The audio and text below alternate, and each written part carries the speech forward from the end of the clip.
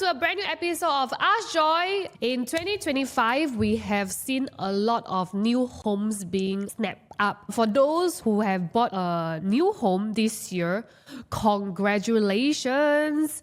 And for those who have not, the good news is that some of those people who bought this year, they may have overpaid.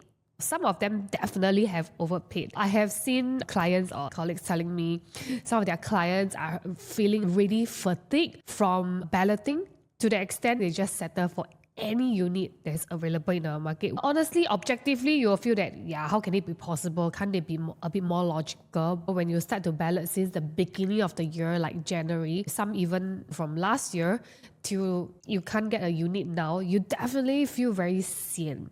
At some point, I guess, even when you have an extremely bad queue number, for example, 500, 600 or 700, you will feel that, wow, I have gotten actually a very good queue number. I don't fault them for it, but this video is for you who have not gotten a unit in 2025.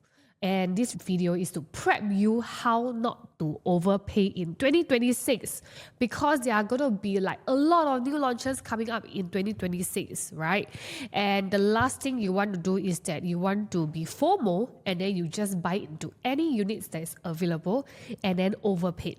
So I'm going to show you one particular project. Back then during the launch, it was overly subscribed. I believe this project many of you may have known is called Pasir Ris 8. So it's on top of Pasir Ris MRT. It's an integrated project. I remember for this particular project, on the launch day, it was of course more than 80% sold. But what happened during the launch day, which got so many buyers pissed off, including my client, is that on the actual launch day itself, developer increased the price by 8 times. Obviously, we may get frustrated, but sometimes you'll be thinking, I have been waiting here for the past 3 to 4 hours, and if I don't buy, that is a bit silly, right? I mean, these are all the thoughts that buyers would have ongoing in their head. But during this kind of circumstances, very high chance for buyers, what will happen is that they will either overpay, which is what I mentioned earlier, or they will make very, very poor unit selection. Let me show you something. So for this particular transaction that I'm going to show you, both transactions are actually transacted on the launch day itself. You can see over here, level 9 was sold at 1.503. This is for level 9. And one level higher, which is level 10, was sold for 1.309. A higher level was sold for 200,000 cheaper than a lower level when they both purchased on the same day, which is 24 July 2021, which is the actual launch day. This is something that can potentially happen to you, and this is why I decided to make this video, so that in 2026, if you are going into any new launches, just remind yourself you cannot and do not have to overpay if you listen to what I am going to share today, because this is the main focus of the video. Currently, the unit that was sold in 2021, the launch day unit, right? The units that I've highlighted here is 721 square feet. 721 square feet, right, is a 2-bed, 1-bath unit in Pasir Ris 8 itself. And today in Pasir Ris 8, the 2-bed, 2-bath is also going at 1.5. So this is what happened when you overpay on the launch day and you're being maybe emotional, you're being very tired, and you decided to just commit like that without even cross-checking, without even being logical, or without even being objective. This is what you end up to be. You'll be buying into the future price. And this is obviously something that we do not want. Imagine if you were the buyer of this level 9 unit. You bought in 2021 at 1.5 something.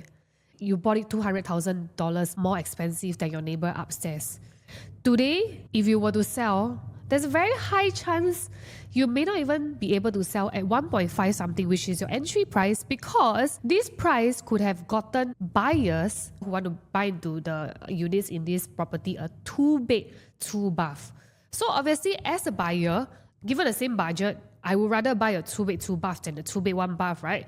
I would say this level 9 unit, best of luck. Now, another thing that you tend to do when you do not actually prep yourself during launch day is that there's a very high chance you will also make very poor unit selection. What do I mean by that? Again, this is Pasir Ris 8's site plan. On the unit over here, I have highlighted a particular unit on level 8. It's a 2-bed 1-bath unit that has been sold for 1.503. And do you know that on the same day, on the launch day itself, a 3-bedroom with the same facing, exact same facing, went for 1.504, which is just $1,000 more. So yes, if you do not want to end up like that, make sure to stay tuned to what I'm going to share, because these pointers are extremely important for you if you have not gotten a unit this year and you want to prep for yourself in 2026 for all the new launches that's happening in 2026. In summary, the downside of buying into a project when you are FOMO or when you are feeling fatigued is overpaying and also poor unit selection. Many times when it comes to resale, in the future resale market, it will lead to maybe even a loss, which is what we have seen here already. So now let's jump on to the main topic for today, which is how to avoid overpaying. But before I go into it, I need you guys to do me a favor, which is to scan this QR code to reach out to me if you have any questions regarding what I've shared earlier, or maybe what I am going to share later. Or you can just like this video. It will really mean a lot to me. Comment below and share with me your experience. Maybe you're even one of the buyers who bought this year and you kind of regretted paying what you have paid. Leave a comment below. The one key point to actually avoid overpaying in today's market is to assess developers' track record. I believe I have mentioned this a couple of times in my past videos. Every developer, they actually have specific pricing strategy. And once you can identify what kind of developer they are, chances are you will know at the point where you are buying whether you will be overpaying or not. If you know how to categorize this developer under the groups that I'm going to share with you later, then you're able to better determine if there is a chance or not you'll be overpaying. And overpaying does not necessarily refers to the oversupply launch. It can also refer to a project that didn't have very high take-up rate on the launch day. And right now, if you are looking into any post-launch projects, this is also a very good tip for you. And I think the main purpose is that I would want you guys not to pay higher than people who have paid before you. Right now, I'm going to share with you the two groups of developer. Frankly, it's not only limited to two groups. There are actually more, but for the purpose of this video, I'm just going to share with you two groups. The first group is the category A developers. This group of developers seldom have any price increment. So even if they do increase, it is marginal. Take for example Guaco Land and Hong Leong. So Guaco Land and Hong Leong, right, they have launched actually quite a lot of projects this year, like Langtor Central, Springleaf. If you were there on the launch day, you will notice that the launch day price, right, per level jump is actually very progressive. They did not do huge increment. Maybe if you come in at the later part of the queue number, they did not do a very huge increment whatsoever. And this is Hong Leong and Guaco Land's standard way of doing things. Chances are you will not be overpaying because the way that they price their units are pretty much standard. Maybe every level, 0.5 jump per level, or maybe every level standard 5K increment or 10K increment. This increment is very standard throughout the entire launch period. So even if it's an oversubscribed project, chances are you will not be overpaying. And if this project is launched by this developer, the take-up rate didn't appear to be very good on day one, I do not think that you have to be very concerned if you are buying in the middle or the later part of the launch, because the way that they do their pricing is very marginal. Even if there is any increment at the back, it will be very marginal. I wouldn't say it's insignificant, but very marginal, and you are not in the state of overpaying. But of course, I just want to have a disclaimer over here. These are the usual behavior of these developers. For other projects, sometimes they may do things like it's a bit out of the norm. Maybe they will do a lot of increment. So it's always good to also do your due diligence to check based on the price you're entering today versus what was already launched. Are you paying at a huge premium? That is the last step for you to actually safeguard yourself. So I'm just going to take a few examples, which is Ori. Ori is by CDL. So it was sold 86% on the launch day. All the units that were sold on the launch day, right? Per level increment is actually 0.32% only. Every level is a standard increment of additional 0.32%. So you can see that on the screen over here, 18 Gen. 18 Gen are those units that were sold on launch day. There was another few other units that were sold recently, which is in October. You can see that it's also 0.3% range kind of increment. This means to say Ori, which is developer CDL, did not really do a huge increment since they launched in the beginning of the year. So if you were to enter Ori right now, I would say it's very similar to you entering on the launch day itself. And this is another project that I mentioned earlier, which is Springleaf. It's by Guacoland and Hong Leong. As you can see over here, even though it's oversubscribed, very highly sought after, right? On the launch day itself, the first unit that was sold to the last unit, level 1 to level 25, the increment per level is very, very progressive. There is not extremely huge price jump which put you as a buyer at disadvantage. Now, on to the Category B developers. Category 1, we have developers that do very marginal price increment. Category 2 are developers that does increase price progressively. And they do have the tendency to increase price by a lot. If the developer of the project that you like happens to be in this category, you have to be careful, because if you were to buy at the later stage, which is maybe on the launch day for an oversubscribed launch, or if you are buying at a later stage of a post-launch project, very high chance you will be overpaying, because these developers, they will increase price progressively.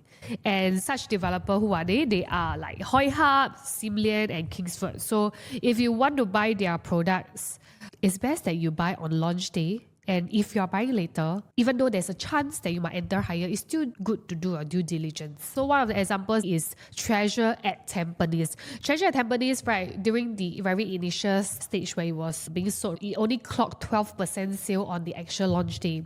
So for developer, obviously it's very stressful because they have got 2,000 over units to sell. And this is why for Treasure at Tampines, phase 1, where they did not do any price increment, it actually was very long. You could see here, it actually dragged on for like almost 2 years of no price increment.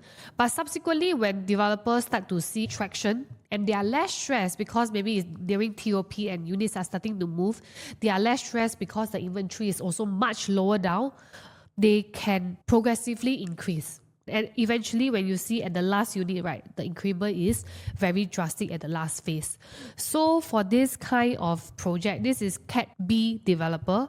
For this kind of developer, where do you want to enter at? You want to enter at phase 1 of the launch. If not, the middle phase is also fine, but definitely not at the last phase. This is an example of people who bought in at phase 1, 2, and 3. Phase 1, right, you look at this particular unit over here. It is a 3-bedroom. It's a pool-facing unit. A pool-facing unit was sold in 2019, which is around the launch period, at 1.335. And after that, or 1.5 years later, another pool-facing unit sold slightly higher. There's already a bit of increment. And the last unit, which is also a 3-bedroom, but this 3-bedroom is a unit that nobody likes because it's facing the rubbish chute. And this unit was sold for close to 300,000 more than those people who bought at the first or even second phase.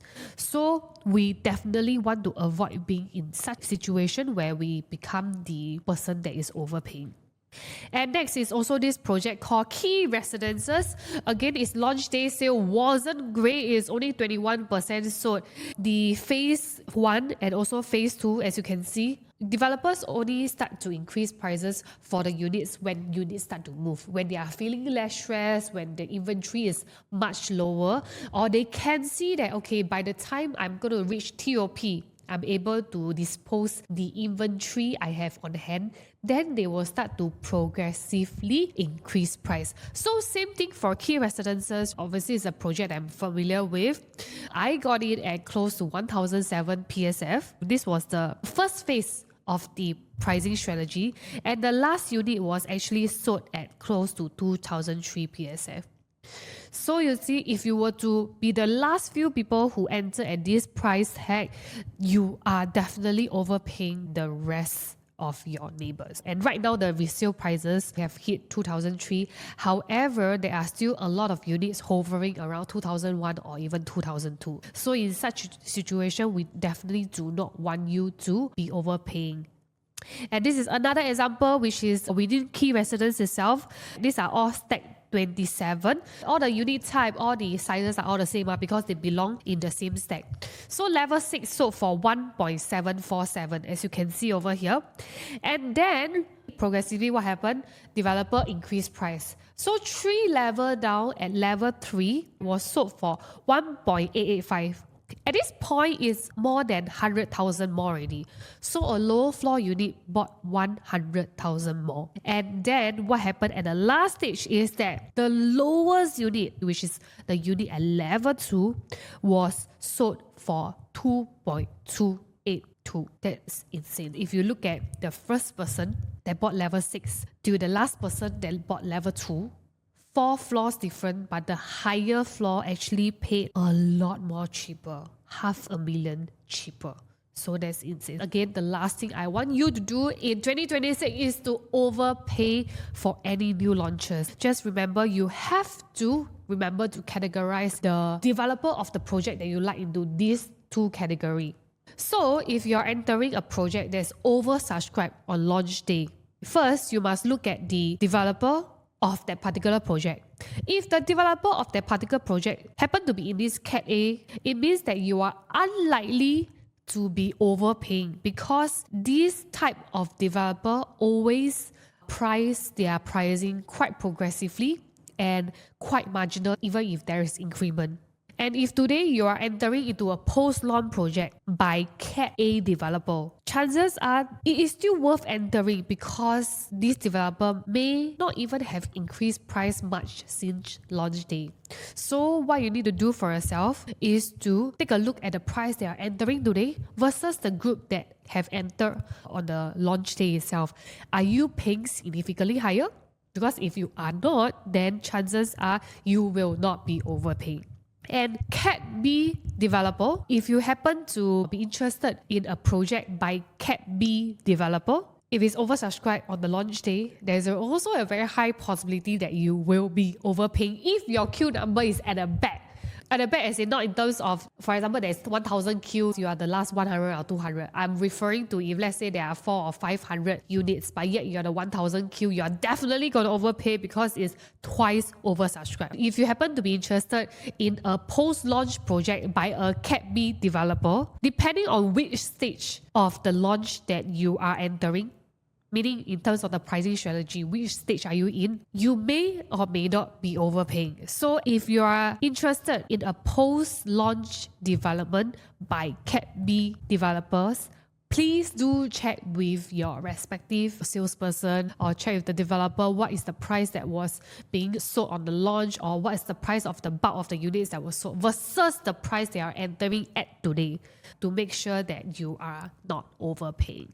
And so that would be all my sharing for this episode of Ask Joy, how to avoid overpaying in a oversubscribed or even in a post-launch market. If you are not familiar or you do not know how to categorize the developer that you like in these 2 categories, please do not hesitate to reach out to me via the QR code. And of course, there is one more category of developer that I would categorize them under Cat C developer. These developers are developers that will drop price on or will give huge discount nearing TOP. Basically, they are not very panicky now, but they will eventually be panicky. There are also some track records of these kind of developers. So if you are wondering if the projects that you are looking at falls under this Cat C developer, please feel free to reach out to me. Otherwise, I will see you guys in the next episode of Ask Joy.